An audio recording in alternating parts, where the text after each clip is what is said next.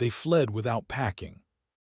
That was the detail the county deputy would underline later, because men who work the woods don't abandon pay, tools, tobacco, and boots unless something has made the camp itself unsafe. It was still dark, not midnight dark worse. That thin pre-dawn darkness when the sky begins to lighten but the trees are still black, and you can see just far enough to understand you're alone. Foreman Harlan Stokes had a lantern in one hand and a shotgun in the other. His breath came out in hard white bursts. He kept counting heads without moving his lips, because speaking felt like ringing a bell. Behind him, 20 men from the bunkhouse stumbled through snow between the cook shack and the skid road, coats half-buttoned, some barefoot, some carrying nothing but their fear. The horses in the corral were screaming. Not neighing, screaming like an animal that has watched the decision happen too late. Stokes reached the gate and shoved it open. The wind was still, no storm, no excuse. And that's why the sound they heard from the tree line didn't belong. A slow crunch of snow. Not multiple footsteps. One heavy set. Deliberate. Then a second sound. A wet, quiet sniff, like a dog scenting blood, except it came from too high up to be any dog Stokes had ever seen. The lantern beam caught a shape between the pines. Tall, narrow at the waist, broad at the shoulders. Something standing upright with a head that wasn't human, and eyes that didn't reflect light like an animal's should. They swallowed it, making the face look hollow and wrong. A man behind Stokes whispered, "Bear." Stokes didn't answer. Because bears don't stand like that. And bears don't wait for you to open a gate. The figure took one slow step forward. Snow creaked under its weight. And as it moved, Stokes saw the hands, too long, fingers curled, ending in dark tips that looked worn blunt, like they'd been scraping bark and bone for a long time. Stokes raised the shotgun. The thing didn't flinch. It only tilted its head slightly, as if listening to the tension in his arms. Then from somewhere deeper in the trees came a second crunch. Not close enough to see. Close enough to know the first wasn't alone. If you're listening on headphones, imagine the panic of realizing the woods aren't in front of you. They're around you. Stokes turned his head toward the line of men behind him and spoke the only sentence that mattered. "If you stop, you die here." Someone tried to argue, something about a missing man, something about going back for coats. Stokes cut them off. "Before dawn," he said, voice hard, "it comes closer." And the Dogman, because there was no other word left that didn't lie, opened its mouth slightly. No howl. No roar. Just a low, breathy sound like a warning exhaled through teeth. Stokes didn't wait for courage. He chose motion. He shoved the first men through the gate and forced the line into the skid road, out toward the frozen lake and the only route that didn't require entering the timber again. Behind them, the lantern light shook. The camp, built for work, built for routine, fell apart into a running line of silhouettes.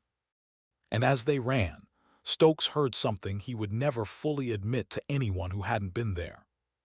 A voice behind them. A human voice. Perfectly calm. Calling his name from the trees. "Harlan, come back." It was his own voice. If you click away now, you keep the comfortable version of Dogman stories. Campfire talk, exaggeration, drunk hunters. But if you stay, you'll learn why an entire Minnesota lumber camp ran before sunrise and left its pay in the desk drawer. Because whatever moved in those pines didn't just hunt. It managed. It watched routines, waited for weakness, and used the darkest hour, when men are tired and the fire is low, to make a camp abandon itself. The Depression had made the woods busy again. In 1931, men took whatever work they could get. Logging wasn't romantic. It was an exchange, your body for a wage, and the woods were the kind of employer that didn't care if you came back whole. The camp sat north of Bemidji in a stretch of timber that seemed endless until you tried walking it in winter. Red pine, spruce, frozen bog pockets hidden under snow, and skid roads that turned to glass under a thin melt freeze. It was a company camp: bunkhouse, cookhouse, tool shed, horse corral, and a small foreman's office with a potbelly stove and a locked cash box. They cut and hauled on schedule. They slept hard. They argued, drank coffee, and repeated the same jokes until the jokes became prayers. Foreman Harlan Stokes ran it the way men ran camps when they didn't have the luxury of softness. He kept the count, he kept the hours, he kept the line moving. He wasn't cruel, but he knew the rule: a camp that slows starts starving. His key men were the kind you remember, because they still act like individuals when fear tries to flatten everyone into one animal.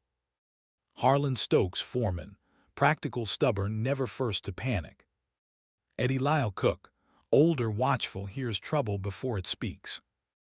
Roy Baines, night watch, ex-cop, carries a revolver and a private shame. Cal Mercer, head sawyer, strong, skeptical, the one who laughs until he can't. The first week of January ran normal. Trees fell, horses strained, ice cracked on the lake. Men came back to the cookhouse with frost in their eyebrows and ate like they were afraid the stew might be taken away mid-bite. Then the camp started losing meat. Not in the way a hungry man steals, messy, desperate. This was neat. A side of pork hanging in the smoke shed disappeared without the hook being torn from the beam. The door latch wasn't broken. No footprints around the shed except the usual packed paths. Eddie the cook noticed first, because cooks count food the way foremen count men. He confronted Stokes with a face tight as a knot. "Someone stealing," Eddie said. Stokes frowned. "From the smoke shed."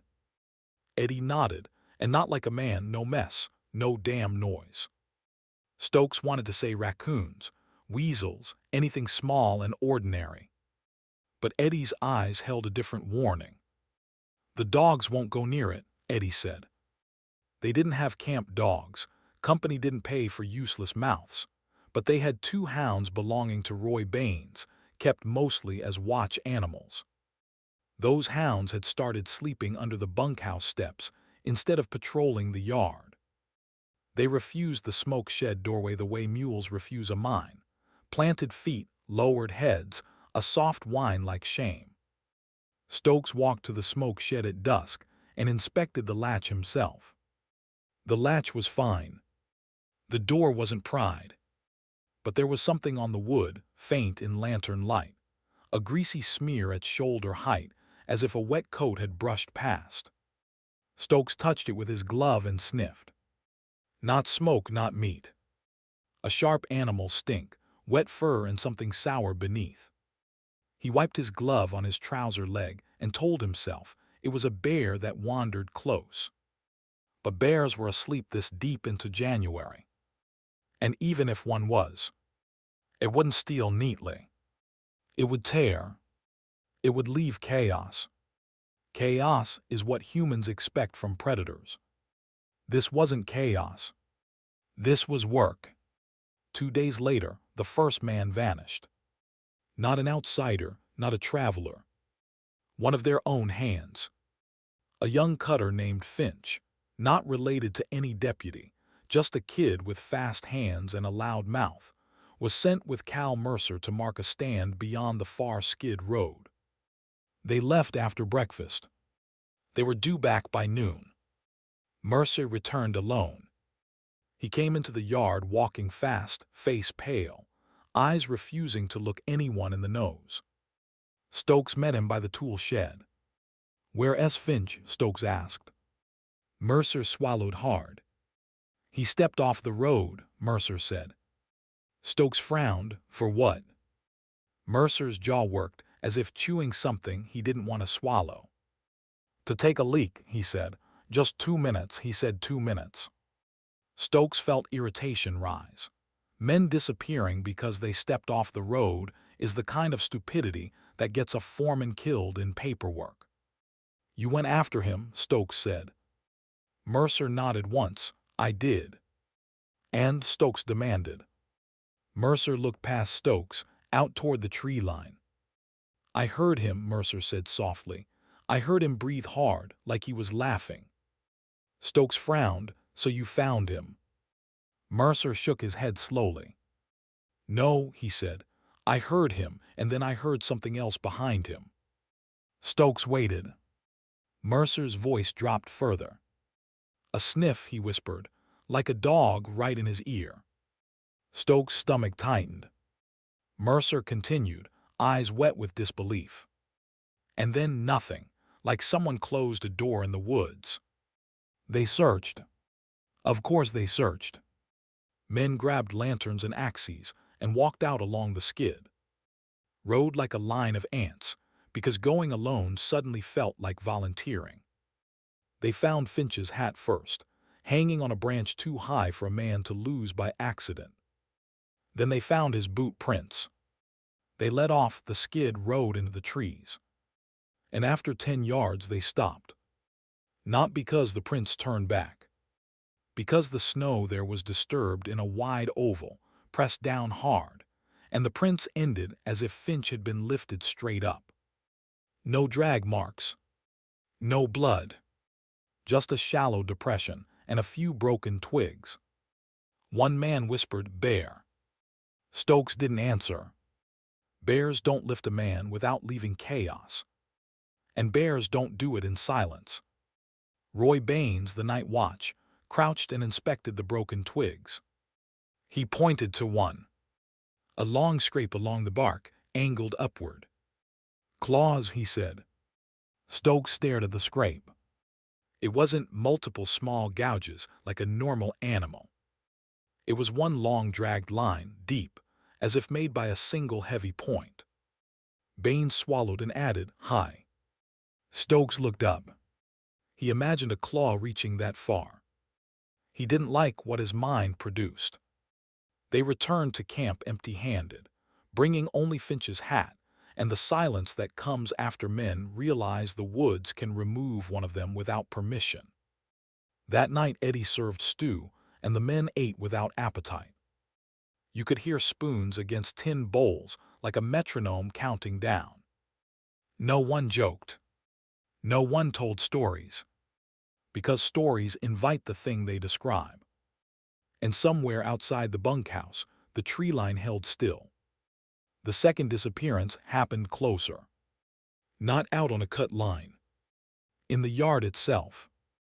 A horse went missing from the corral. Not the whole corral, one horse. The gate was latched, the rope wasn't cut. But the gate hinge had a new bend in it, subtle but real, as if something strong had pulled it and then set it back. The horse tracks led out for a few yards, then vanished into scuffed snow where the animal had panicked. And alongside the horse's tracks were marks that made Stokes' chest tighten. 2 long impressions, deep, set far apart like a man's stride, except longer, heavier, and ending in sharp toe points. Not paws. Not hooves. A bipedal track, but wrong. Mercer stared at the marks and tried to laugh. "That's a guy in snowshoes," he said. Eddie didn't look at him. "Snowshoes don't end in points," Eddie muttered. Baines leaned closer, eyes narrowed. "These weren't made walking," he said. Stokes frowned. "What do you mean?" Baines pointed to the depth. "They were made stopping," he said, "like something stood here a moment and listened." That was the first time Stokes felt the woods inside the camp. Not physically, but psychologically. Because if something could walk into the yard, take a horse, and leave without noise, then the boundary between camp and forest didn't exist. It meant the camp was already inside the hunting ground. That night Stokes doubled watch. Lanterns at each corner, rifles loaded. No one leaves the bunkhouse alone. The men grumbled, because men always grumble when fear becomes inconvenience. But they obeyed. Until the fog rolled in. It wasn't thick like London, but it was enough, like mist pushing through pines, dimming lantern halos. And in that dim light, The camp became a set of small islands again. Every lamp a weak circle. Every space between lamps a corridor. Stokes stood by the cookhouse and watched the yard. He listened. Then he heard it. A soft crunch of snow outside lamp range. Slow, heavy, deliberate. Not a rabbit, not a deer. A weight transferring. Then a second crunch. Closer. Baines raised his rifle and whispered, "There." Stokes lifted his lantern slightly, and the light pushed a few feet further into the mist. For half a second it caught a shape. Too tall for a man, too narrow for a bear. A head shape that sat forward on shoulders the way a dog's head sits, muzzle suggested, ears high, posture predatory. Then the mist shifted, and the shape was gone again. Stokes' throat went dry. Mercer whispered, "You saw it." Stokes didn't answer. Because answering would mean it was real in a way he couldn't undo. Instead he said, low and hard, "Inside, everyone inside." They pulled back into the bunkhouse like closing a wound. And in the bunkhouse heat, the men sat with rifles on their knees and listened as the yard fell quiet again. Not safe quiet. Listening quiet. Then from outside, a sound came that made every man's spine tighten. Not a howl. Not a bark. A human voice. Soft. Calling from the mist. "Mercer, hey." It was Finch's voice. "Perfect." Mercer's face went white. He stood halfway up, body moving before thought. Stokes grabbed him and slammed him back down on the bench. "That's not Finch," Stokes hissed. Mercer's eyes were wet and furious. "It's his voice," he whispered. Stokes leaned close. "That's why it's dangerous," he said. The voice came again, closer to the wall. "Open up." Then it shifted. Now it was Stokes' own voice. "Harlan, open the door." The men stared at Stokes like he had become the problem. Stokes felt cold travel through him. Because he understood the final stage before the cold open, it wasn't just hunting bodies. It was hunting obedience. And if it could use their voices, it could make the camp open itself. He looked at the bunkhouse door. He looked at the men. And he said the line that makes chapter 1 end like a cliff. "Before dawn," Stokes whispered, "it's going to come close enough that we won't be able to pretend it's outside anymore." At 0112, the cookhouse chimney coughed. Not a normal puff of smoke. A sudden backdraft that pushed soot and greasy air into the kitchen hard enough to make Eddie Lyle stumble away from the stove. Eddie swore, grabbed a towel, and slapped it over his mouth. Stokes heard the commotion from the bunkhouse and came out with his coat half on, shotgun in hand. "What now?" he demanded. Eddie pointed at the stove pipe. "It wasn't doing that an hour ago," he said. Stokes didn't look at the pipe first. He looked at the yard.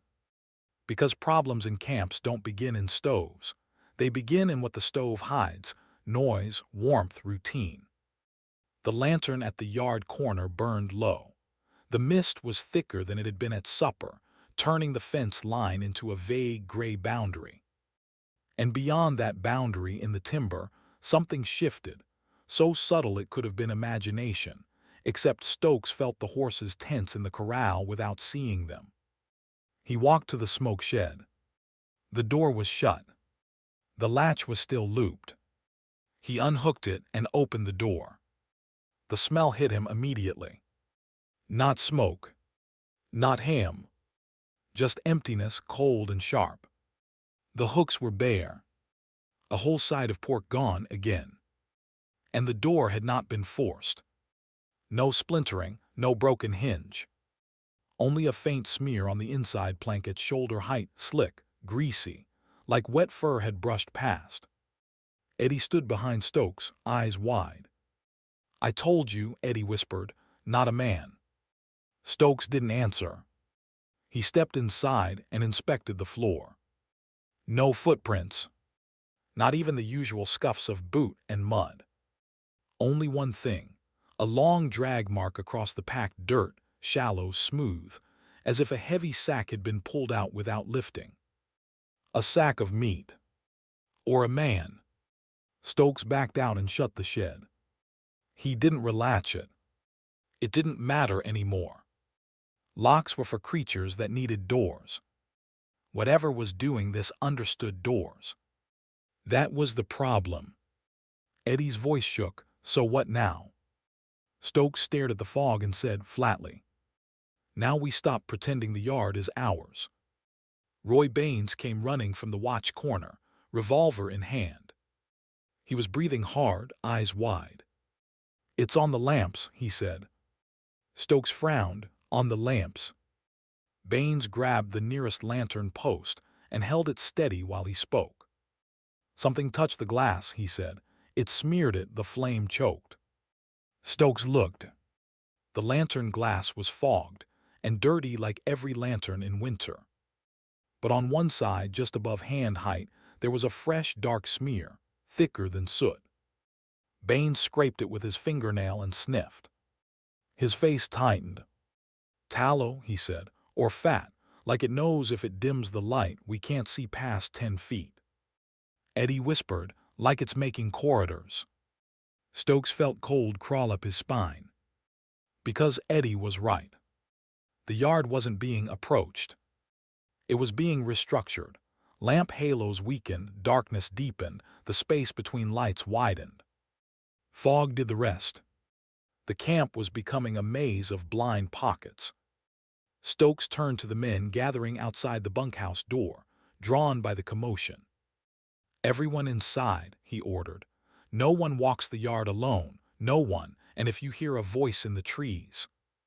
He paused, then said it hard. "It's not your buddy." The men stared at him, some offended, some grateful for instruction. Cal Mercer tried to make it a joke. "So what, Harlan? We gotta pair it out there." Stokes stepped close enough that Mercer could smell his breath. "I heard Finch's voice last night," Stokes said, "and Finch didn't walk back." Mercer's smile died. Stokes pointed to the fog. "That thing is using the woods like a ventriloquist uses a curtain," he said. "It doesn't have to come in the yard to make you step out of it." Mercer swallowed. Baines muttered, "We should fire a warning shot." Stokes snapped no. Baines bristled. Stokes's voice stayed low and deadly. "If you fire into that fog, you don't scare it," he said. "You tell it where every man is standing." Baines' jaw worked. He lowered the revolver slightly. The first rule of this night, then, was established. They would stay together. They would stay quiet. And they would try to outlast something that didn't need to hurry. At 02:04, the hounds began to whine under the bunkhouse steps. Not barking. Whining thin, embarrassed, desperate, like dogs trying to beg without attracting attention. Eddie heard them first. He went to the bunkhouse window and peered out through frost on the glass. Stokes saw his face change. "What?" Stokes asked. Eddie didn't answer. He just pointed toward the corral. Stokes moved to the door and opened it a crack. Fog pressed against the doorway like breath. The yard was dim, lantern halos smaller now, darker between posts. The horses in the corral were all facing the same direction. Not toward the gate. Toward the tree line behind the smoke shed. Ears pinned, bodies tight, steam pouring from. Nostrils in steady jets. They were not panicking yet. They were bracing. Stokes stepped out, shotgun up, and felt the hair rise on his arms. Because he heard it. A slow crunch of snow. One step. Then another. Not fast. Not careless. Approaching the corral like something that expected the gate to be there. Baines came out behind Stokes, revolver up. Mercer followed with an axe because men revert to tools when guns feel uncertain. The crunching stopped. Silence returned, thick and listening. Then, from the fog line beyond the smoke shed, came a sound that didn't belong to any bear or wolf Stokes had ever known. A quiet sniff, wet and controlled, like a dog scenting a blood trail. Except it was high, too high, as if the nose doing the sniffing was level with a man's face, while standing several yards away. Mercer whispered, "Bear." Stokes didn't answer. He lifted the lantern nearest him slightly, trying to push light into the mist. For a heartbeat, the fog thinned just enough to show a shape. Upright, broad shoulders, a head with a forward slope like a muzzle. No clear Ishan, just hollows swallowing light. And hands that hung too low, fingers curved, ending in dark points. It stood still, not because it was afraid, because it had time to let them stare. Then it took one slow step forward. The horses screamed. The sound was explosive, immediate, and it broke something inside the men because it proved the animals understood the threat better than they did. Baines fired. One shot into the fog. The muzzle flash lit the yard for half a second. Stokes heard the bullet hit something, not wood, not metal. A dull thump. A body impact. The shape in the fog shifted slightly, then steadied again. It did not fall. It did not run. It simply angled its head toward the sound, as if filing it away. Then it moved left, disappearing into mist without a crunch, without a retreating footstep. Just gone. Mercer exhaled a trembling laugh that died in his throat. "Did I hit it?" Baines whispered, horrified. Stokes stared into the fog. "Yes," he said. Baines swallowed. "Then why?" Stokes answered without looking at him. "Because it wasn't here to fight," Stokes said. "It was here to see how we react."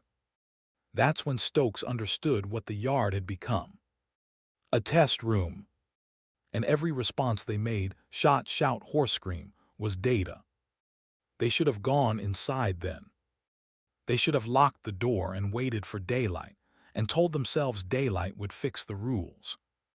Instead, the camp made the mistake the woods always punishes. They tried to recover the horses. You can't move a logging operation without horses in 1931. Losing one horse is losing days. Losing several can kill a camp financially. Stokes didn't want to go into the corral, but he couldn't afford to leave the gate open in fog, with horses screaming like dinner bells. He motioned to Mercer and two other men. "Fast," he said, "no hero stuff." They approached the corral gate. The horses battered the rails with hooves, eyes white. Mercer reached for the latch. The latch was cold. Then it was warm. Not from Mercer's hand. From behind the gate, from the far side, as if something had just brushed the iron a second ago. Mercer flinched and jerked his hand back. Eddie's voice came from the doorway behind them. "Don't touch it." Too late. The gate creaked open a fraction on its own. Not swinging wide. Just easing. As if a pressure on the other side had been released. The horses surged toward the opening, desperate. Stokes shouted, "Hold them." But the men holding rails were already losing their grip. A horse bolted through. Then another. In the chaos of bodies, Stokes saw it again, closer now, deeper in the fog behind the corral. A tall silhouette moving not toward the horses, but toward the men. Choosing prey. The shape crossed a lantern halo and became briefly clear. Wet fur texture on shoulders, long arms, and a head that turned with an animal's economy. The hounds under the steps began to whine louder, then stopped suddenly as if their throats had been squeezed. Baines shouted and fired again. The muzzle flash lit the shape. Stokes saw the bullet strike the chest area, another dull impact, and this time the thing flinched more noticeably, taking half a step back. A real reaction. A real body. Not invulnerable. That should have been comfort. It was, because a real body means there can be more than one. And because the flinch was followed by something worse. The thing's mouth opened, and a human voice came out. Not a howl. A word. Stokes's own voice again, calm and close. Leave the gate. Stokes felt his blood go cold. It wasn't just mimicking distress calls in the woods. It was mimicking command, the thing men obey without thinking. Mercer froze mid-motion, confused, as if his brain didn't know which Stokes was real. Stokes stepped forward and slapped Mercer, as should. Hard. Move, he barked. Mercer snapped back to himself, grabbing the rail, trying to control horses again. The thing in fog took one slow step forward and stopped. It watched. It didn't attack. Not yet. It let the camp's own chaos exhaust them. That's what made Stokes understand the second rule of this night. It didn't need to rush. It only needed them tired and disorganized before dawn. At 03:10, the camp lost a man in the simplest way. Not dragged screaming into the woods. Not torn apart. Just removed.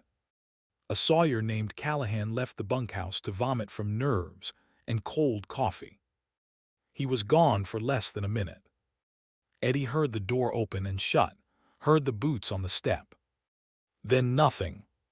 When Stokes realized Callahan hadn't come back, he went to the door and looked out. The yard was empty. Fog thick. Lantern halos dimmer than before.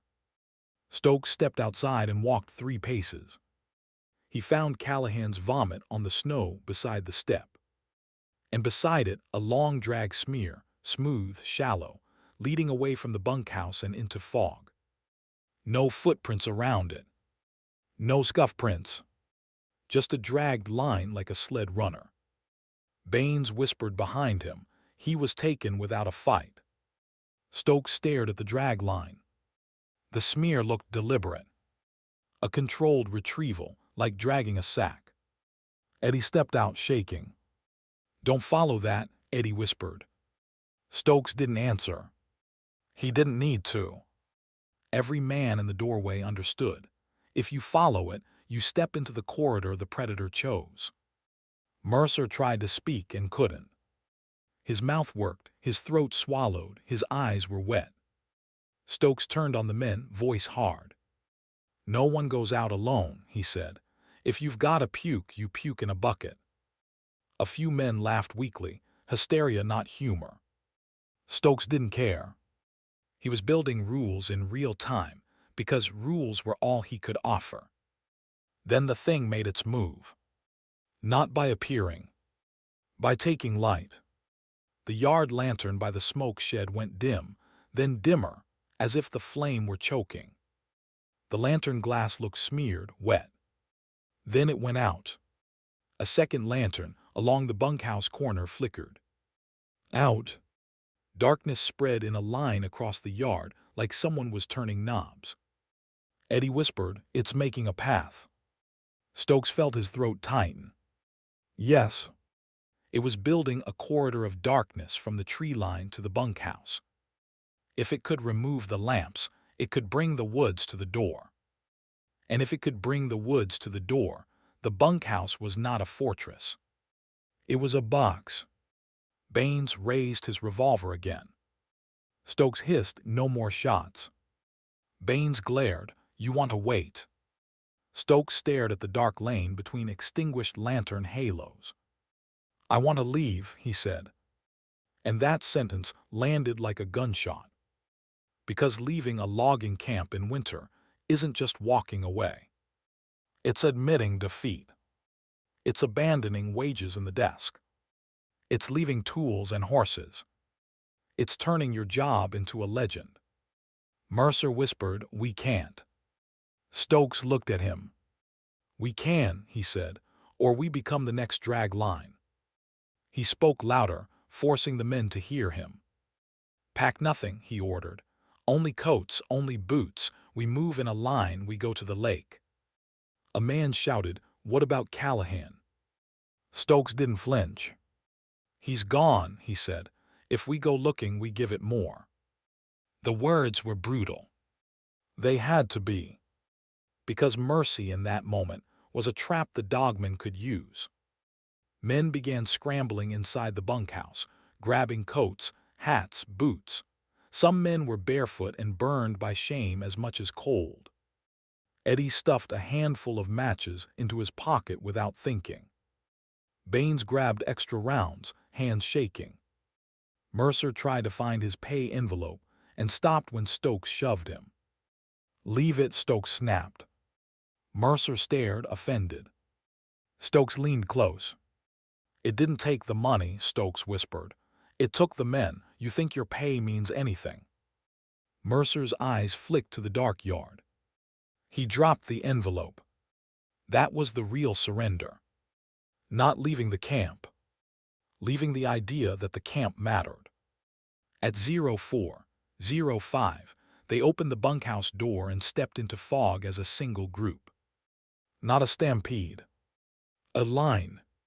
Stokes forced it to be a line, because lines are easier to protect than clusters.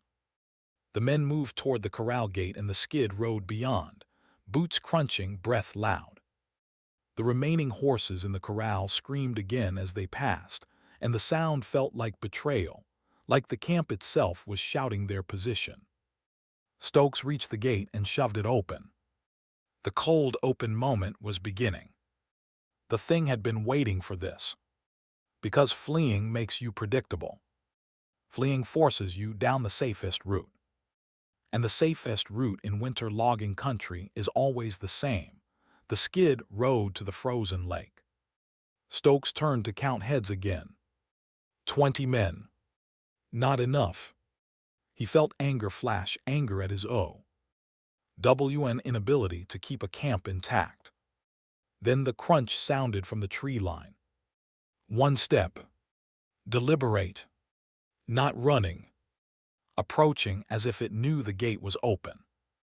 Stokes lifted the lantern and the beam caught the upright shape again, taller than any man, head forward, shoulders broad, hands low. It was closer than before. Close enough that the stench hit them now. Wet animal, sour breath, and the faint smell of the smoke shed, meat, fat, and stolen warmth. Men behind Stokes began to back away instinctively, pressing together. Stokes hissed, "Don't bunch." Too late. Fear clusters men like cold clusters breath. The shape in the trees tilted its head. Then a second crunch came, deeper in the fog off to their right. Another presence. The line was being bracketed. Stokes felt the trap snap shut. It wasn't chasing them from behind. It had moved ahead while they scrambled. It had waited for the one moment they were all outside at once. It had made the camp abandon itself not as a victory, but as a funneling. Stokes didn't shout. He didn't waste his voice. He pushed the first men through the gate and onto the road. And as they began running, Stokes heard his own voice from the trees again, soft, calm, close.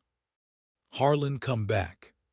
He did not turn, because turning is how you die in a corridor.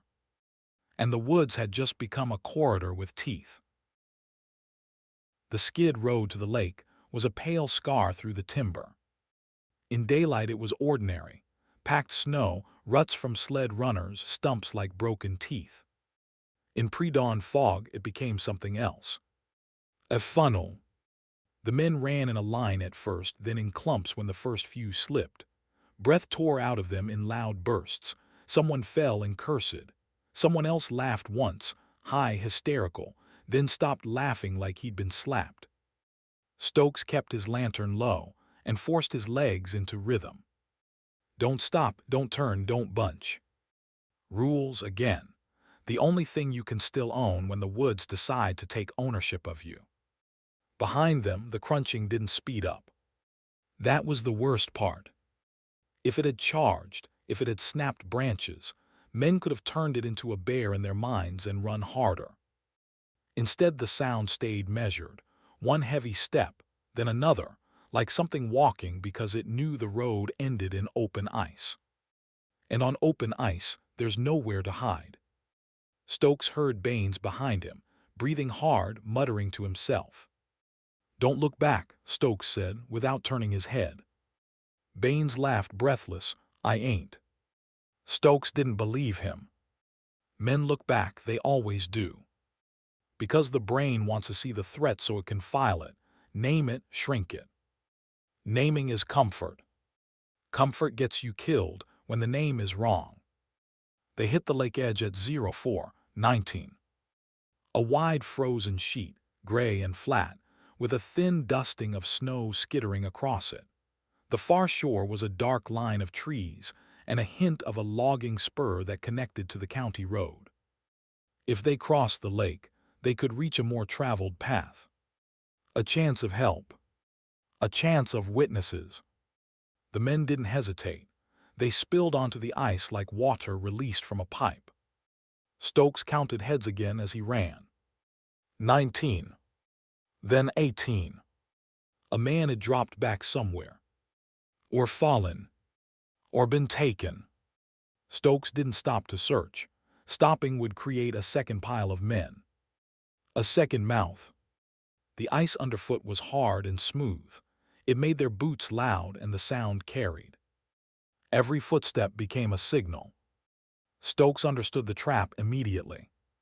The woods had become quiet corridors. Now the ice became a drum. And something that hunted by sound wouldn't need fog anymore. It would need only the rhythm of men running. Halfway onto the lake, the running line began to spread naturally, men seeking space, seeking breath. Stokes vodded. "Stay together," he shouted. The wind stole half the sentence. The men stayed close anyway, not out of discipline, but out of the primitive fear that distance equals being singled out. Then the first shadow moved on the ice. Not cast by a lantern. Not cast by a man. A long, narrow shadow sliding across the lake's surface, as if a body at the tree line had shifted. Stokes didn't look toward it directly. He watched the men's reactions. A man on the left shouted, "There." Stokes felt his spine tighten. Because pointing is how you die in a hunt.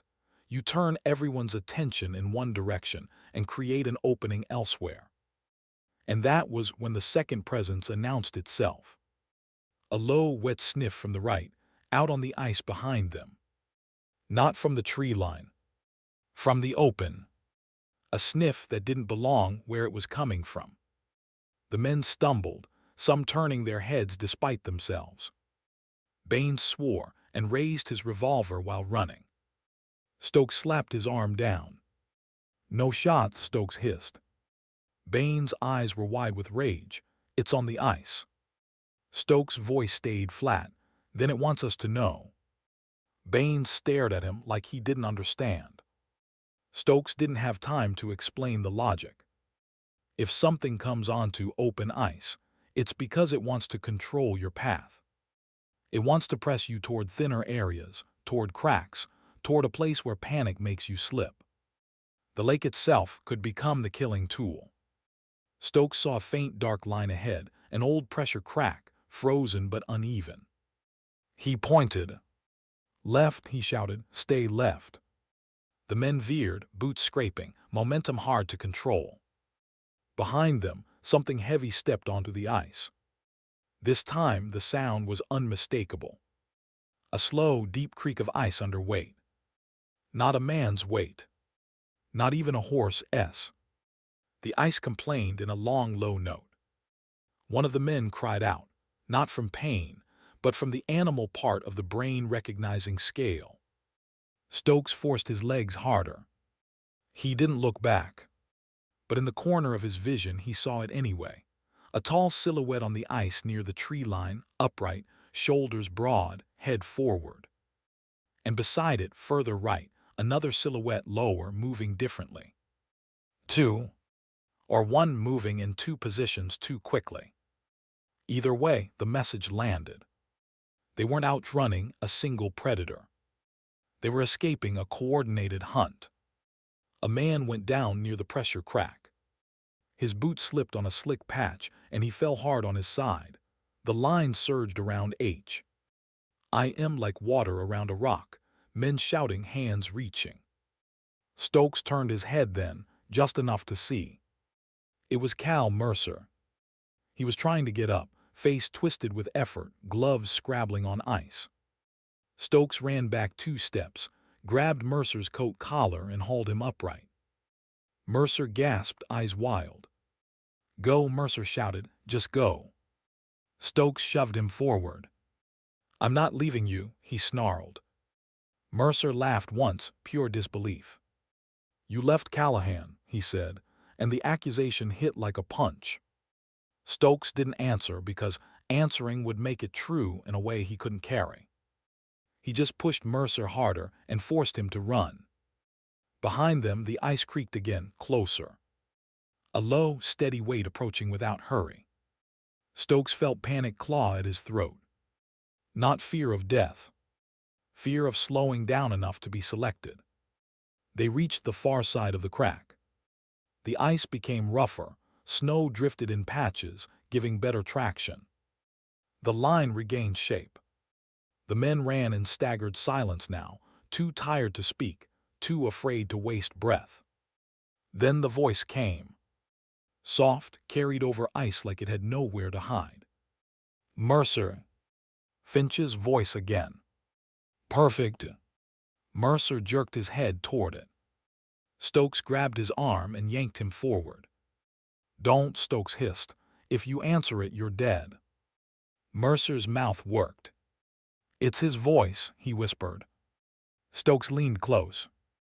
"That's how it holds you," he said. They ran. And the voices followed intermittently, names, whispers, little hooks thrown into their minds. Not constant enough to pinpoint. Just enough to keep them turning their heads, wasting attention. And that's when Stokes understood the deepest mechanism of the night. The Dogman didn't need to catch every man physically. It could catch them mentally, make them lose focus, slip, lag, cluster. Then the environment finished the work. They reached the far shore at 0502. Trees again. Dark trunks. A narrow path cut through brush that led toward the county road. Normally, reaching trees would have felt like relief. Today it felt like returning to the hunter's element. But there was one advantage here.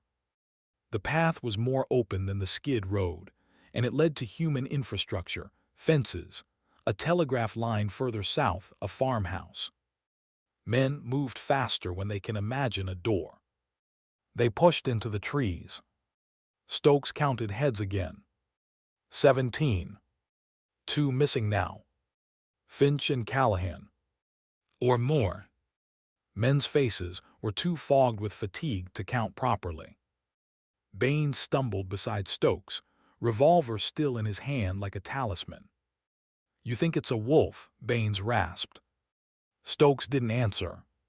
He didn't want to give it a comfortable name.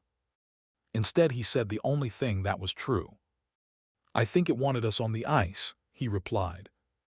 Baines' eyes widened. "Why?" Stokes looked back toward the lake.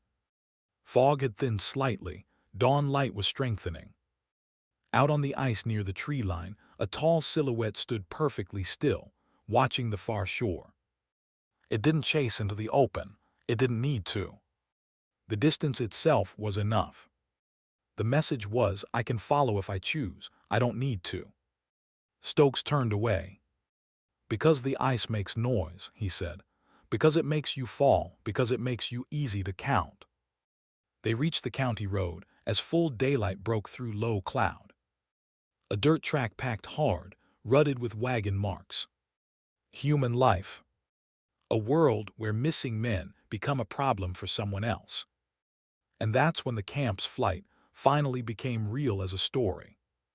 A farmer found them first, an older man with a beard and a shotgun, stepping out of his barn at the sound of many boots.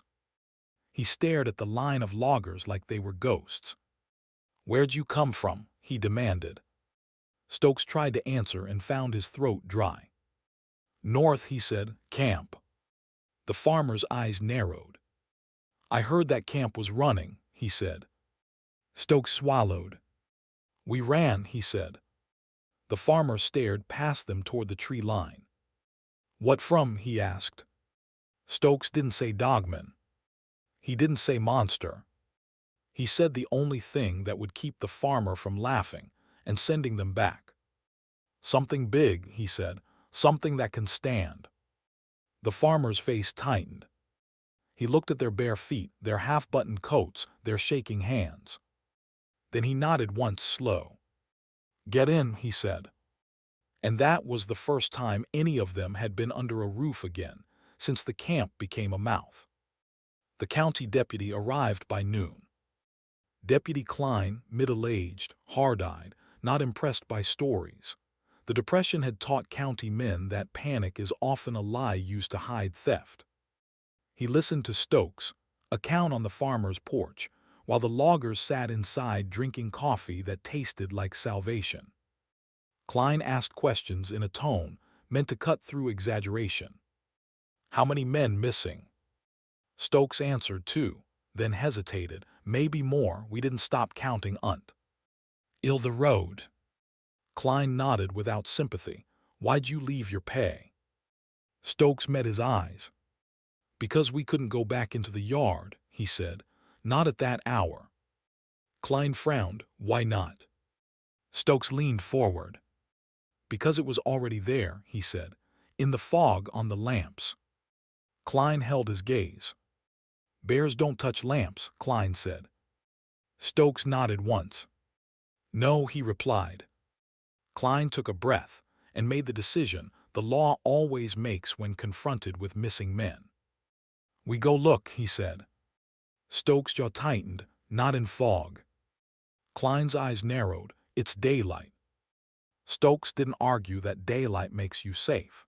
He'd seen enough to know daylight only changes visibility. But he understood Klein's logic. A deputy needs bodies or evidence. Otherwise the story becomes men ran off with company cash. So Stokes agreed to guide them back, partly to find the missing men, partly because he needed Klein to see the camp with his own eyes. They returned with a small party. Klein, 2 farmers with rifles, and Stokes with his shotgun. When they reached the lake edge, the ice was quiet. Tracks from the fleeing men were still visible in places, dozens of boot marks scuffed into snow. But alongside those boot marks, Klein found something that shut him up for the first time. A set of prints that weren't boots. Not wolf. Not bear. Long, narrow impressions with a heel-like base and long toe points, deep enough that the ice crust had cracked slightly under them. Bipedal. Too large. Too far apart. Klein crouched and held his hand near the print. It wasn't warm, but the ice around it was fractured in a pattern that suggested weight far beyond a man. He looked up at Stokes. "You didn't make these," Klein said. Stokes shook his head once. Klein stood slowly. "All right," he muttered, "all right." They crossed the lake carefully, following the loggers' trail. At the pressure crack, Klein stopped again. He pointed at a patch of scuffed ice. A drag mark. A long smear leading toward the crack's edge, then stopping abruptly. No continuation. No return. Stokes felt his throat tighten.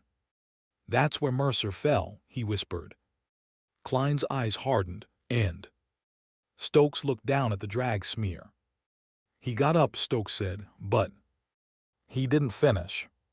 He didn't need to." The drag smear was too neat. Too deliberate. As if something had tested the spot where a man had fallen. Klein looked toward the tree line on the near shore. He didn't like what he saw there. Not a creature, just emptiness that felt occupied. When they reached the camp, daylight didn't make it look less wrong. It made the wrongness readable. The corral gate was bent, not broken, bent outward as if a steady force had pulled it and then set it back. The lantern posts had smears on glass, thick and greasy, and the metal caps had faint scratch marks like something had used them as grips. Klein inspected one smear and sniffed. "Tallow," he said, voice flat. Stokes nodded. Eddie said the same. They entered the bunkhouse. The air inside was stale and heavy. Men's bedding was still there, boots under bunks, pay envelopes in a drawer. It looked like a camp that had been abandoned by fire or flood. Except there was no fire, no flood, only the feeling that the room had been emptied by decision. Klein walked to the back wall and stopped. He pointed upward. High on the plank wall, near the ceiling beam, there were scrape marks. Long, deep gouges at a height no man could reach without climbing on bunks. And on the beam itself, a thick clump of hair stuck to a splinter. Dark, coarse, wet-looking even in daylight. Klein pulled it free with his knife tip. He held it between finger and thumb and stared. "This ain't horse," he muttered. Stokes' voice was low. "No." Klein walked outside again, eyes scanning the yard. He didn't see the thing. But he didn't need to anymore. He'd seen the prints, the bent iron, the hair. Physical proof that the camp hadn't imagined a shape. Then Klein made a choice that told Stokes everything about how the world treats men's fear. He didn't say monster. He didn't say dogman. He said, "We'll call it a bear." Stokes stared at him, furious. Klein held his gaze. "If I say bear, I can close the camp," Klein said. "If I say anything else, the company sends more men and calls you thieves." Stokes' anger faltered because Klein was right. The language you use decides the outcome. So Klein wrote his report that evening with clean words.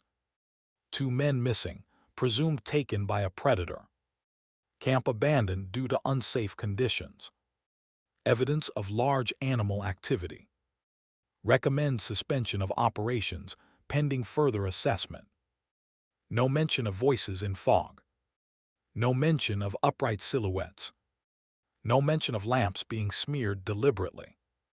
But the report did include one thing Klein couldn't pretend away. Tracks inconsistent with bear.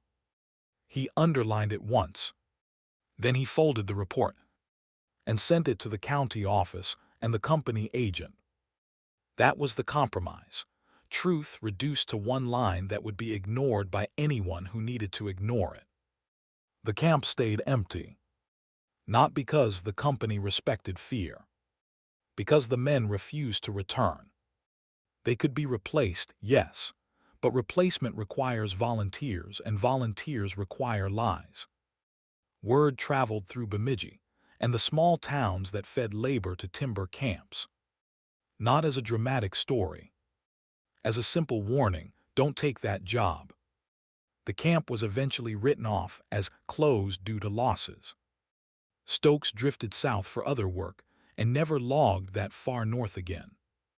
Eddie quit cooking for camps and took a job in a diner where walls were thin, but doors were on hinges and lamps didn't go out by themselves. Baines kept his revolver and stopped taking night watches. He told people he'd seen enough. He never said what enough meant. Years later, hunters would find the campsite and see nothing but old nails and rotted boards. The woods would have reclaimed it, except for one detail that kept the story alive like a splinter you can't dig out. In winter, sometimes, the old skid road would show tracks again, long, upright prints that didn't match any animal the county knew. And the tracks would end at the lake edge, as if something still preferred to walk where sound carries, as if it still used the open ice as a place to count prey. And if you're listening to this now, you understand why the camp fled before dawn. Because dawn wasn't safety. Dawn was the deadline. The last hour before the woods could force men into the open, onto ice, onto noise, onto a route that made them predictable. The Dogman didn't need to win by killing every man. It won by making the camp abandon itself. And that's the kind of predator that doesn't need a full moon. It needs routine. It needs hunger. It needs you to believe the woods are empty until the morning you find out they've been watching you work for weeks.